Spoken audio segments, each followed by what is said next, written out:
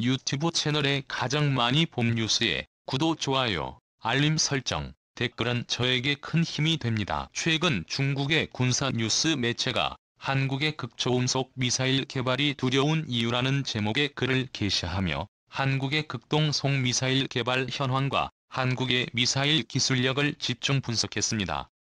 내용은 이렇습니다. 한국의 미사일 개발 속도가 주변국들에게 충격을 안겨주고 있다. 한국이 현무 탄도미사일 개발 경험을 바탕으로 중거리 탄도미사일과 대륙간 탄도미사일 개발은 물론 북한과 중국을 겨냥할 수 있는 극초음속 미사일까지 개발하려는 움직임을 보이고 있는 것이다. 다양한 사거리와 탄두를 지닌 극초음속 미사일은 머지않은 미래의 기존의 순항 미사일들을 대체하며 전장을 지배할 것으로 예상되는 새로운 전략 무기이다. 극초음속 미사일 개발에는 미국, 중국, 러시아 같은 강대국뿐만 아니라 한국, 일본, 프랑스 같은 군사 선진국들도 뛰어들고 있다. 극초음속 미사일은 전 세계 어느 지역이든 1시간 내에 타격이 가능하기 때문에 전쟁 판도를 바꾸는 이른바 게임 체인저로 불린다. 현재 극초음속 미사일 기술 개발은 중국과 러시아가 가장 앞서고 있는 것으로 평가되며 중국과 러시아의 극초음속 미사일 개발은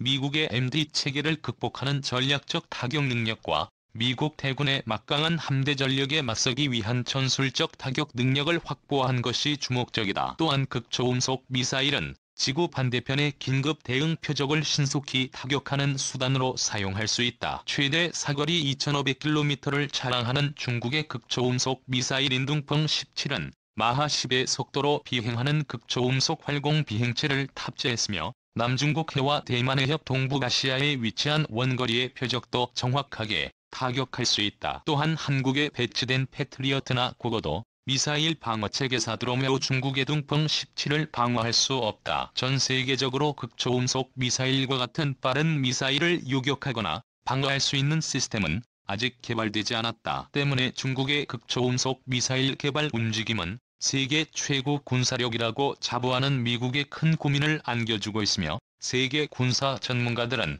중국의 극초음속 미사일 개발이 유사시 한반도로 전개되는 미국 항모 전단에도 직접적 위협이 될 수 있다고 보고 있다. 미국은 아직 중국의 극초음속 미사일을 막을 수 있는 뚜렷한 수단이 없기 때문에 반도체 기술 규제 등을 통해 반격에 나섰다. 라고 기사는 시작합니다. 그러면서 이사이 선진국이라고 자부하는 한국 역시 극초음속 미사일을 개발 중이다. 중국은 항상 한국의 미사일 기술을 무시해왔지만 사실 한국의 미사일 기술력은 세계 선두급이라 할 수 있다. 지난해 한국 국방과학연구소 창설 50주년 기념식에 참석한 정경도 국방부 장관은 극초음속 미사일 개발이 진행 중임을 공식화했으며 한국은 이미 한국 국방과학연구소 및 한국항공우주연구원을 중심으로 극초음속 미사일 개발을 위해 2004년부터 2007년까지 액체는 제트 추진기관 연구에 몰두하여 극초음속 기술 개발에 성공했다. 이는 첨단 소형 제트 기술 확보를 통해 군사 우주 선진국으로 발돋움하기 위한 기초 연구라고 볼 수 있다. 전 세계 군사 강국들은 미래형 항공기 엔진이자 극초음속 미사일 엔진으로 불리는 스크램제트 기술을 확보하기 위해 치열한 경쟁을 하고 있다. 스키는 제트 엔진은 마하 5 이상의 속도로 비행하는 초음속 비행체의 속도를 더욱 빠르게 가속시켜주는 특수 엔진이다. 이 엔진을 사용하면 이론적으로는 마하 27의 속도인 시속 33,000km까지 낼 수 있다. 때문에 현재 전 세계 군사과학기술 분야에서 가장 큰 이슈는 단연 스캔 제트 엔진을 이용한 극초음속 미사일 개발이다. 한국은 2004년 몰타 러시아와의 협력관계를 이용해 마하 3급 이상의 초음속 유도 무기 개발 사업을 진행해왔으며 이를 바탕으로 미래전의 첨단 핵심 무기로 꼽히는 극초음속 무기체계를 개발해 중국과 일본 같은 군사 강국들과 경쟁한다는 중장기 플랜을 구상했다. 한국항공우주연구원은 초고속 공기흡입 엔진 특화 연구실 설치를 통해 마하 5 이상의 속도에서 사용되는 시스템 제트 엔진의 극초음속 연소기와 극초음속 흡입부를 성공적으로 테스트하였으며 길이 30m급의 독자적인 시스템 제트 엔진 시험 설비를 구축하여 이송의 탄화수소 엔진 연소 시험을 실시해 성공적인 결과를 얻어냈다. 한국은 더 나아가 하이퍼 퓨전형 극초음속 핵심 기술이 이중 연소된 제트 엔진 연구를 실시하는 한편, 러시아에서 제공한 초음속 엔진 설계를 기반으로 독자 연구를 진행하여 2012년 이중 연소된 제트 엔진을 성공적으로 테스트하고 2013년에 이를 특허로 등록하는 큰 성과를 거두었다. 이중 연소면 제트 엔진은 램 제트 엔진과 수평 제트 엔진의 특성을 모두 갖춘 엔진 기술이며, 이 기술은 러시아 해군이 20만 213년 작전 배치를 계획하고 있는 극초음속 대함미사일인 3M이 지구 포니에 적용되어 있는 기술과 동일하다. 3의 민심이 즉 호는 나학부의 속도를 자랑하며 적어도 사거리 600km, 고고도 사거리 최대 2000km까지 날아갈 수 있는 엄청난 성능을 가진 극초음속 미사일이다. 3의 미사일 이지로포는 미 해군 이지스함에 탑재되어 있는 S와 SN3 요격 미사일로도 요격이 불가능한 것으로 알려져 있으며, 미국은 이를 막기 위해 마하 15의 속도를 낼 수 있는 센트리 개량형 개발에 착수했다. 미국은 극초음속 미사일의 성능을 상당히 두려워하고 있다. 이처럼 극초음속 미사일 보유는 핵미사일 보유와 같은 엄청난 전략적 함의를 가지고 있다. 최근 한국국방과학연구소 관계자는 극초음속 미사일은 현재 한국이 가지고 있는 미사일 기술력으로 충분히 개발할 수 있는 무기이며, 한국의 1, 2위는 극초음속 미사일을 빠른 시일 내에 개발할 수 있는 핵심 기술력을 이미 보유하고 있다라고 주장했다. 한국의 카이스트는 초고속 비행체 특화연구센터를 방위사업청의 지원 아래 설립해 극초음속 관련 기반 기술을 습득 중이며, 방산기업인 현대로템도 이중연 손엔제트와 극초음속 비행체에 관한 연구를 진행 중이다. 한국은 사실상 2018년부터 마하 9 이상의 지대공 및 지대지 극초음속 미사일을 개발하고 있으며 20만 23년까지 비행시험을 완료할 것으로 전해지고 있다. 마하 9의 극초음속 미사일을 서울에서 발사하면 상하이까지 2분 내외로 도달하게 되며 960km 떨어진 베이징까지 3분 내로 도달하게 된다.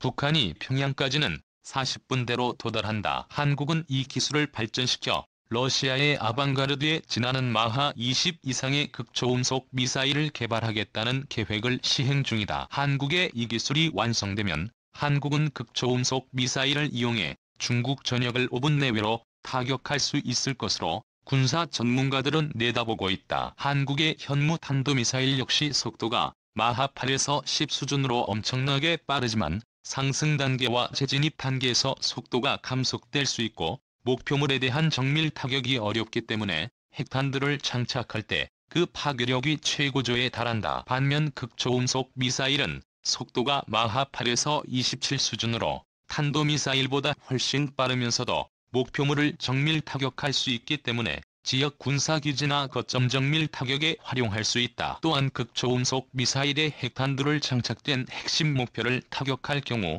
그 피해 규모는 엄청날 것으로 예상된다. 중국은 이러한 극초음속 미사일을 막기 위한 극초음속 요격 시스템 연구에 돌입했으며 연구 개발 속도는 상당히 빠른 것으로 알려졌다라고 기사는 분석했습니다. 마지막으로 기사는 중국과 한국의 군사력 경쟁은 무의미하지만 자국의 국방력을 강화시킬 수 있는 기회로 본다면 긍정적이라고 할 수 있다. 그러나 현재 중국, 일본, 북한, 한국 등 동북아시아의 군사력 팽창은 우려될 정도의 위치에 있기 때문에 작은 충돌로도 엄청난 결과를 초래할 수 있다. 그러므로 중국과 한국은 외교적으로 해결해야 할 일을 잘 처리하여 긴장을 완화하고 문화교류 지원 등을 통해 양국의 문화와 신뢰를 더욱 깊게 다져야 한다라고 말하며 기사를 마쳤습니다.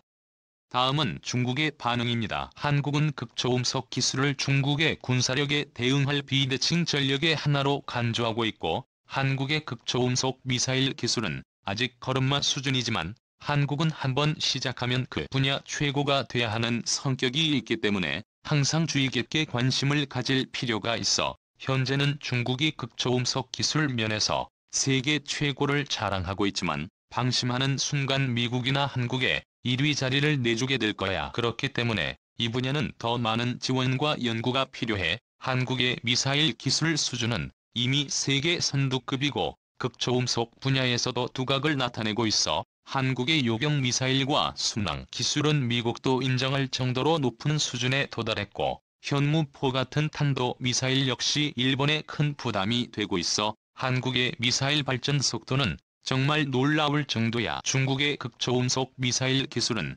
베이징에서 미국 로스앤젤레스까지 2시간 내에 도달할 수 있을 정도로 엄청난 발전을 이룩했어. 러시아와 미국도 중국의 극초음속 미사일 기술을 부러워하고 있어 한국의 미사일 기술을 중국의 미사일 기술과 비교하는 건 아직 무리가 있어 보여. 극초음속 미사일 개발은 천문학적 비용이 들어가기 때문에 상당히 발전이 더딘 분야예요. 하지만 스크램제트 엔진은 우주발사체 보조동력으로도 쓸 수 있기 때문에 성공하게 되면 인공위성 발사 비용을 10% 수준으로 대폭 절감할 수 있고 우주산업 분야에도 엄청난 도움이 될 거야. 그렇기 때문에 세계 선진국들은 이 분야에 사활을 걸고 있어 한국은 초기 극초음속 미사일 개발에 일본의 도움을 많이 받았고 일본은 오래전부터 극초음속 미사일을 개발하고 있어 일본은 지난해부터 극초음속 무기를 개발하는 HV 집회 계획을 추진 중이고 기술력 역시 상당하다고 알려져서 이런 점은 주시해야 할 부분이야. 중국의 극초음속 미사일은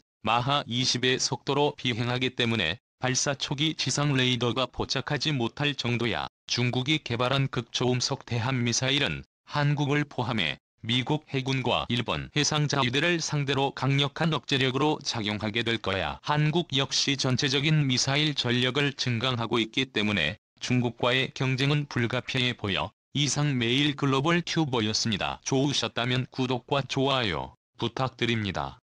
감사합니다.